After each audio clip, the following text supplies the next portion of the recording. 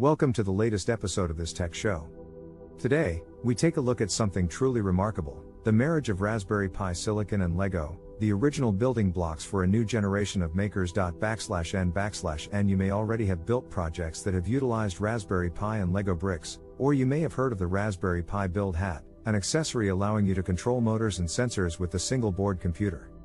Now, Ben Shockley, an engineer, has created a new microcontroller board, the Fig Pi, that's taking this union to the next level. N Looking just like a classic Lego space astronauts, the Fig Pi is powered by a Raspberry Pi RP2040 processor and boasts a bunch of fun features, including a 9-light RGB LED array, a reset button and 2 stemma ports, the perfect way to connect a range of different boards. N Unlike its predecessor, the Mini SAM M4 minifig board, the Fig Pi does not have any PO pins, though the boot button on the front is programmable so it can serve both its native function and whatever you choose for it. N The Fig Pi will be programmable via CircuitPython, and Shockley himself has credited Adafruit and its programming language for allowing him to build the board.